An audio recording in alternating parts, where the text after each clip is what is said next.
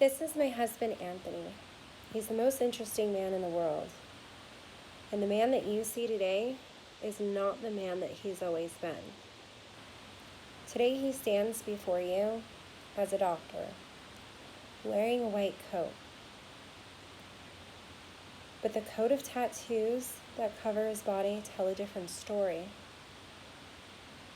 One shrouded in violence, despair, and redemption.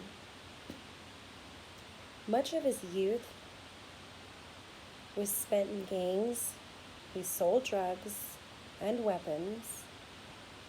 And when somebody didn't pay up, violent solutions just came naturally to him.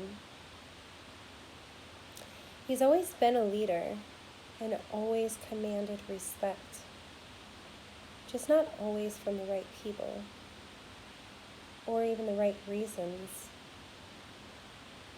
Eventually, this lifestyle led to jail cells, courtrooms, hospital beds, and even an attempt on his life. He turned his back on it. He committed to a new way of life, enrolled in college, became wealthy, a legal, successful business entrepreneur for some time. He owned a house on the beach, he drove a fancy sports car, and had all the toys one might imagine. He also became a paramedic, a respiratory therapist too, along the way. He wasn't yet done with adversity. Eventually, due to the struggle with addiction, alcoholism, and reverting to his old behaviors, my husband would once again lose everything. The house, the car, hundreds of thousands of dollars, all gone. He was even committed to a sanitarium for weeks after making a failed attempt on his own life. Tough to be at the end of one's rope, not once, but twice in a life.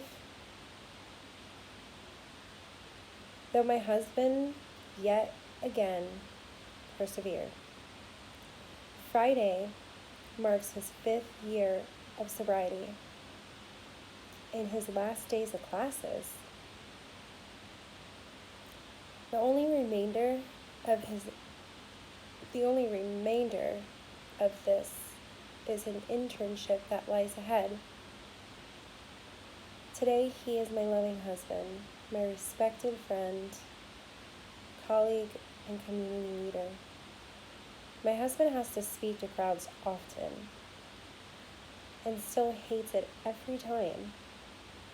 I think that he's great at speaking, but he says he gets nervous every time, without exception. Life rarely seems to follow a direct path. And the wiser we get, the more we go through, life seems to be much more of an unfolding than a becoming. And all that we really have any control over is how we react to it. How we use our obstacles to fuel our forward motion. My husband's story fuels me. Anytime I feel like giving up or losing faith in a second chance or even a third, or starting to convince myself of any common fallacies like it's too late, I'm too old, etc. So I thank my husband, and I thank you for listening. Have a great night.